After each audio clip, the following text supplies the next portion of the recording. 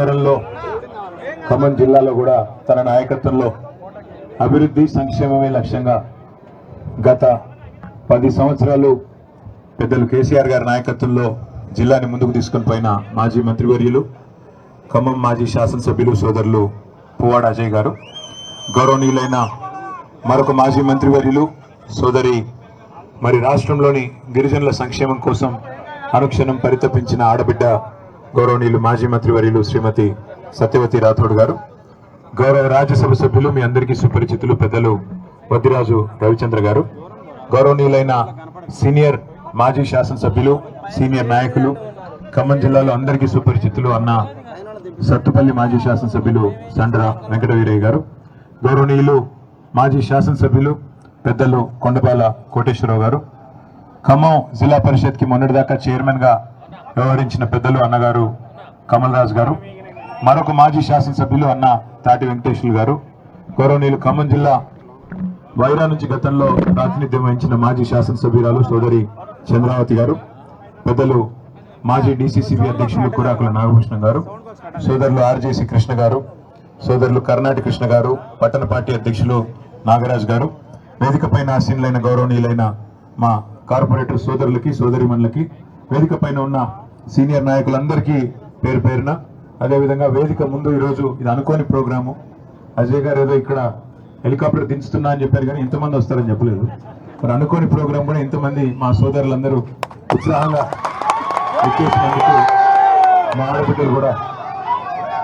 ఆడబిడ్డలు కూడా ఈ తోపులాటలో కూడా ఇంత ఉత్సాహంగా వచ్చినందుకు మీకు కూడా ప్రత్యేకంగా ధన్యవాదాలు. మా మీడియా మిత్రులకు కూడా ప్రత్యేకంగా ధన్యవాదాలు.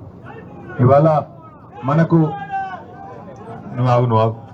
మనకి సరిగ్గా తెలంగాణ ప్రజలు 2 దఫాలుగా మనకు అవకాశం ఇచ్చినారు. పెద్దలు కేసీఆర్ గారి నాయకత్వంలో కొత్త రాష్ట్రంగా ఏర్పడ్డ తెలంగాణ ఒకవైపు బుడి అడుగులు వేస్తూనే మరొక వైపు ఒక పటిష్టమైన పునాది కొత్త రాష్ట్రానికి వేయాలనే ఉద్దేశంతో చాలా నిర్మాణాత్మకంగా ప్రణాళికాబద్ధంగా 10 సంవత్సరాలు మనం పనిచేసిన విషయం రాష్ట్రంలోని అందరికీ తెలుసు.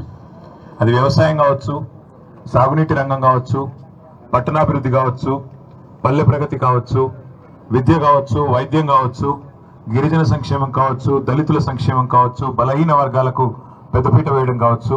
మీరు ఏ రంగం అన్నా తీసుకోండి, ప్రతి రంగంలో మైనారిటీలు, మహిళలు ఏ రంగం అయినా తీసుకోండి. 10 ఏళ్లలో తెలంగాణ అనేది భారతదేశానికి ఆదర్శంగా ఏదైతే తెలంగాణ ఈరోజు పాటిస్తుందో దేశం తెల్లారి దాన్ని అనుసరిస్తుందనే పద్ధతుల్లో చాలా పకడ్బందీగా మనం పనిచేయడం జరిగింది. అందుకే 2014లో కేవలం 63 సీట్లు సాధించిన టీఆర్ఎస్ పార్టీ 18 కాడికి వచ్చేసరికి 88 సీట్లు, మనం 25 సీట్లు ఎక్కువ గెలుచుకునే విధంగా ప్రజలు ఆశీర్వదించడం జరిగింది. అయితే 2023 కాడికి వచ్చేసరికి మరి కొంత ప్రజలకు కూడా ఒక సామెత ఉంటుంది కదా తెలుగులో, కొత్తకు వింత పాతకు రోత అని. అట్లే 10 ఏళ్ళు మనల్ని చూసి కొద్దిగా బోరు కొట్టినట్టుంది. అట్లే అవతల వైపు నుంచి కూడా హామీలు ఏవైతే గుప్పించారో 1, 2 కాదు, రైతులకి నోటికొచ్చినట్టు రాహుల్ గాంధీ గారిని పిలిచి వరంగల్కి పిలిచి రైతు డిక్లరేషన్ పేరిట 2 లక్షల రుణమాఫీ అని, 10,000 కేసీఆర్ గారు ఇస్తే మేము 15,000 ఇస్తామని, 2 పంటలకే కేసీఆర్ రైతు బంధు ఇస్తున్నాడు మేము 3 పంటలకు ఇస్తామని, అట్లాగే బోనస్ ఇస్తామని బోగస్ మాటలు, అట్లాగే మీకు అన్ని పంటలకు మద్దతు ధర, దాని మీద నుంచి 500 రూపాయలు బోనస్ అని బోగస్ మాటలు చెప్పి రైతులను మోసం చేసినారు. అట్లాగే మా తమ్ముళ్ళు, మా చెల్లెళ్ళు ఎవరైతే యువత ఉంటారో వాళ్ళకు కూడా కేసీఆర్ ఉద్యోగం ఊడగొట్టండి, కేటీఆర్ ఉద్యోగం 2 ఉద్యోగాలు ఊడగొడితే మీకు 2 లక్షల ఉద్యోగాలు ఇస్తానని రాహుల్ గాంధీ గారు వచ్చి నమ్మబలికి ప్రియాంక గాంధీ గారిని కూడా పిలిచి యూత్ డిక్లరేషన్ అని చెప్పి వారి ద్వారా చెప్పించి స్కూటీలు ఇస్తామని, 2 లక్షల ఉద్యోగాలు ఇస్తామని, నిరుద్యోగ భృతి నెలకు 4,000 ఇస్తామని ఇట్లా అడ్డగోలు హామీలు ఇస్తే కొంత మా తమ్ముళ్ళు చెల్లెళ్ళు కూడా వాళ్ళు కూడా నమ్మినారు. అట్లాగే మా ఆడబిడ్డలు కేసీఆర్ 1,00,000 రూపాయలు ఇస్తున్నాడు కళ్యాణ్ లక్ష్మి, మేము తులం బంగారం ఇస్తాం, కేసీఆర్ గారు ఇచ్చే కళ్యాణ్ లక్ష్మి పెళ్ళైన 2 నెలలకు వస్తుంది, నువ్వు లగ్న పత్రిక పెట్టుకోగానే నీకు ఇస్తా, తులం బంగారం మీ ఇంటికే పంపిస్తా, సోనియమ్మ చెప్పింది, ప్రియాంకమ్మ చెప్పింది అని చెప్పి ఉదరగొట్టే ఉపన్యాసాలు ఇస్తే వాళ్ళు కూడా పాపం ఫ్రీ బస్ అంటే, తులం బంగారం అంటే, నెలకు 2,500 అంటే ఈ భారీ ఈస్ట్ మన్ కలర్ లో చూపెట్టిన సినిమా చూసి వాళ్ళు కూడా మోసపోయారు. అట్లాగే ఈ రాష్ట్రంలోని పెద్ద పెద్ద వయసులో ఉండే వృద్ధులు వాళ్ళకు కూడా సినిమా చూపెట్టారు. కేసీఆర్ ఇంట్లో ఒకరికే ఇస్తున్నాడు, ముసలవ్వకో ముసలయ్యకో ఇస్తున్నాడు, మాకు అవకాశం ఇస్తే కేసీఆర్ ఇచ్చే 2000 ఏముంది, మేము 4000 ఇస్తాం, ఇంట్లో ఒకరికి కాదు ఇద్దరికి ఇస్తాం, అత్తకి 4000, కోడలికి 2500 అని చెప్పి నమ్మబలికితే పాపం వాళ్ళు కూడా మోసపోయినారు. అట్లాగే బలహీన వర్గాల సోదరులకి బీసీ డిక్లరేషన్ పేరిట 42% రిజర్వేషన్లు, బీసీ సబ్ ప్లాను, 1,00,000 కోట్ల బడ్జెట్ అని చెప్పి ఏదేదో నోటికొచ్చినాయని చెప్పుకుంటూ పోతే కొంతమంది బలహీన వర్గాల సోదరులు కూడా నమ్మి కాంగ్రెస్కి ఓటేసినారు. అందులో మీ జిల్లాలో, ముఖ్యంగా ఉమ్మడి ఖమ్మం జిల్లాలో మరి ఇక్కడున్న రాజకీయ సమీకరణలో భాగంగా కూడా కొంత ఆనాడు 2023లో మనకి నష్టం జరిగింది. కానీ ఒక రకంగా మంచిదే, ఇది మనకు జరిగింది మంచిదే. ఎందుకంటే ఇందాక నేను చెప్పినట్టు కొత్తకో వింత పాతకో రోత అన్నట్టు 10 ఏళ్ళు మనం చూసి మరి తర్వాత ప్రజలకు కూడా కొద్దిగా బోరు కొట్టినట్టుంది, కొత్తదనం కోరుకున్నారు. కేసీఆర్ గారు రోజు బ్రహ్మాండంగా భోజనం పెడుతున్నాడు, కానీ ఈయనెవరో బిర్యానీ పెడతానంటున్నాడు కదా అని చెప్పి ఆయనకు ఓటేశారు. ఓటేసిన తర్వాత ఇవాళ 20 నెలల్లో ప్రజలకు అర్థమైంది ఏంటంటే ఓటేసిన పాపానికి కాంగ్రెస్ కాటేస్తుంది తప్ప, కాంగ్రెస్ కాటికి పంపుతుంది తప్ప పొరపాటున కూడా ఒక్కటంటే ఒక్క మాట కూడా నిలబెట్టుకోదు అనే విషయం ఇవాళ రాష్ట్ర ప్రజలకి, అన్ని వర్గాల ప్రజలకు కూడా పూర్తి స్థాయిలో అర్థమైంది. ఇవాళ ఎన్నికలంటూ వస్తే, ఇవాళ ఈ రోజు కనుక ఎన్నికలంటూ వస్తే ఏం జరుగుతుందో రేవంత్ రెడ్డికి తెలుసు, అదే విధంగా బీజేపీ వాళ్ళకు కూడా తెలుసు. కేసీఆర్ గారు 100 సీట్లతో ఏకపక్షంగా ఈ రోజు అధికారంలోకి వస్తారని ప్రతి ఒక్కరికి కూడా తెలుసు, ఇది వాస్తవం. కానీ మన రాజ్యాంగంలో డాక్టర్ బాబాసాహెబ్ అంబేద్కర్ గారు, భారతరత్న పెద్దలు, చాలా ముందు చూపు గల పెద్ద మనిషి, దార్శనికుడు, గొప్పవాడు, ప్రపంచ మేధావిగా ప్రఖ్యాతికెక్కిన డాక్టర్ బాబాసాహెబ్ కూడా ఇట్లాంటి దుర్మార్గులు, ఇంత అరాచకం చేసే వాళ్ళు ఉంటారని పాపం ఆయన ఊహించలేదు. ఎందుకంటే మాట ఇచ్చి 100 రోజుల్లో 6 గ్యారంటీలు అని చెప్పి మరి ఆ గ్యారంటీలన్నింటినీ పొందబెడతారని చెప్పి పాపం ఆయన కూడా పెద్ద మనిషి, ఇంత నీచమైన రాజకీయం ఉంటుందని చెప్పి ఆయన కూడా ఊహించలేదు. అందుకే రాజ్యాంగంలో రీకాల్ వ్యవస్థ పెట్టలేదు. కొన్ని దేశాల్లో ఉంది. రీకాల్ అంటే ఏంటి? ఇచ్చిన మాట కనుక నిలబెట్టుకోకపోతే తిరిగి అధికారం లాక్కునే అధికారం ప్రజలకే ఇచ్చేదే రీకాల్. అది పాపం రాజ్యాంగ నిర్మాత అంబేద్కర్ గారు కూడా ఇట్లాంటి దుర్మార్గులు ఉంటారని ఊహించలేదు కాబట్టి పెట్టలేదు. కాబట్టి మనకు మరొక 3 ఏళ్లు ఎదురు చూడక తప్పదు. ప్రజలకు కూడా మరొక 3 ఏళ్లు, మరి ఒక్క తప్పు ఓటు వేసినందుకు 5 ఏళ్లు శిక్ష పడుతుంది అనేది అర్థం కావడానికి కూడా మరి ఈరోజు వారికి కూడా సమయం ఆసన్నమైంది. కానీ ఒక రకంగా మంచిదే. ఎందుకంటే ఎప్పుడైనా సరే జీవితంలో నార్మల్గా ప్రతిరోజు అన్ని సవ్యంగా సాగుతుంటే జీవితం విలువ అర్థం కాదు. ఎప్పుడు కూడా మన చుట్టూ ఉండే మనుషుల విలువ తెలవాలన్నా, లేదా ఒక నాయకుడు విలువ తెలవాలన్నా, ఇంకోవైపు ఒక ప్రతినాయకుడు ఉంటే దాని విలువ అర్థం అవుతుంది. ఈరోజు అదే జరుగుతూ ఉంది తెలంగాణలో. ఎందుకంటే గుర్రం విలువ తెలవాలంటే అప్పుడప్పుడు గాడిదని కూడా చూడాలి కదా.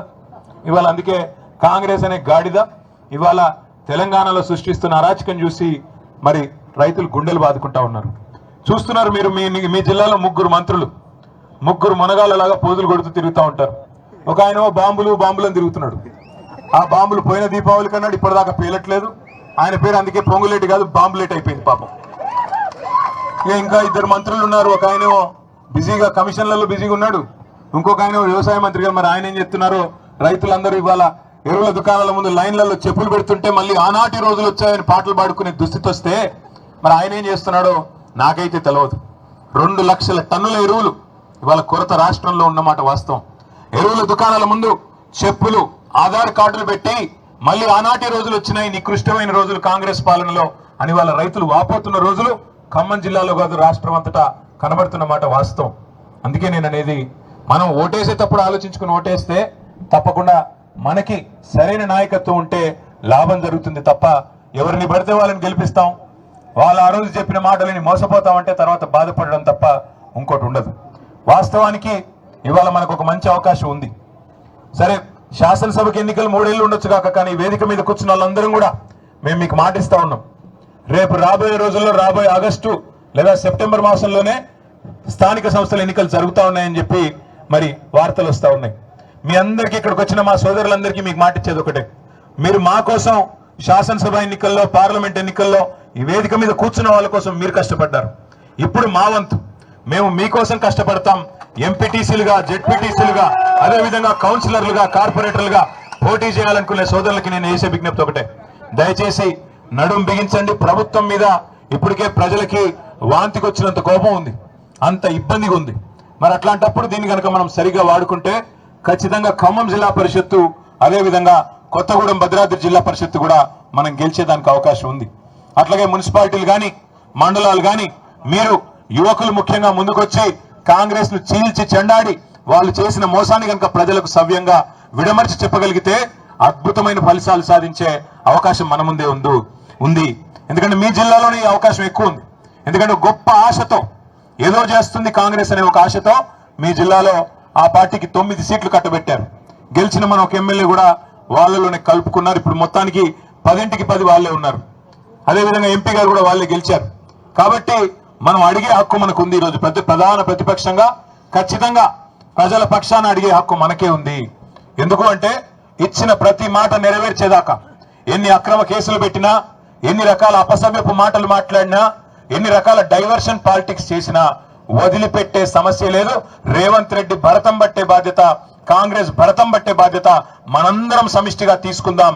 రేపు ఇక్కడ గులాబీ జెండా ఎగరేసి ఖమ్మం జిల్లాలో ముగ్గురు మంత్రులున్నా వాళ్ళ వల్ల ఏమి కాదు, ప్రజాబలం ముందు ఎవరైనా సరే తల ఒగ్గక తప్పదు అనే సందేశాన్ని రేపు ఖమ్మం జిల్లా నుంచే ఇద్దాం. దానికోసం వాళ్ళు డబ్బులు బాగా ఉండొచ్చు, వాళ్ళకి డబ్బులు పంచి గెలుస్తామనే అభిప్రాయం ఉండొచ్చు. ప్రజలు మేము మాల మీద డబ్బులు కొడితే మాకే ఓటు గుద్దుతారు, మొన్న గుద్దలేదా ఇప్పుడు అట్లే ఇస్తారులే అనుకోవచ్చు. కానీ ఖచ్చితంగా మనం గనక గట్టిగా మరి ప్రజల తరపున కాంగ్రెస్ మోసాన్ని ఎండగట్టే విధంగా గ్రామాన మీరందరూ మరొక కేసీఆర్ లాగా కథానాయకులై కదిలితే తప్పకుండా ఖమ్మంలో, అదేవిధంగా కొత్తగూడెంలో మనకి 2 జిల్లాల్లో కూడా మంచి అవకాశం ఉంది. తప్పకుండా నేను జిల్లా నాయకత్వాన్ని కూడా కోరుతా ఉన్నా, నియోజకవర్గాల ఇన్ఛార్జీలను కూడా కోరుతా ఉన్నా. నియోజకవర్గాల వారీగా, మండలాల వారీగా మనం సమావేశాలు ప్రారంభించుకున్నాం. ఇప్పటికీ కొన్ని చోట్ల, చేయని చోట్ల అది కూడా కంప్లీట్ చేసుకుందాం. మరి రాబోయే రోజుల్లో ఆగస్టులో, సెప్టెంబర్లో ఎన్నికలు వస్తా ఉన్నాయి అంటున్నారు. కాబట్టి పార్టీ వైపు నుంచి మీకు సంపూర్ణ సహకారం ఉంటుంది. మెటీరియల్ కూడా మొత్తం పార్టీ నుంచే వస్తుంది. ఎంతో సహాయ సహకారాలు కూడా మీకు అందరికీ అందుతాయి. తప్పకుండా మీరందరూ ఎక్కడి వాళ్ళు అక్కడ కథానాయకులై కదిలితే మన పార్టీకి మళ్ళీ తిరిగి ఖమ్మం జిల్లాలో అద్భుతమైన విజయాన్ని నమోదు చేసే అవకాశం ఉందని చెప్పి మీ అందరూ కూడా విజ్ఞప్తి చేస్తూ, ఇంకా 3-4 కార్యక్రమాలు ఉన్నాయి కాబట్టి అక్కడికి వెళ్లేదానికి మీరు పర్మిషన్ ఇవ్వాలని చెప్పి కూడా కోరుతూ, జై తెలంగాణ.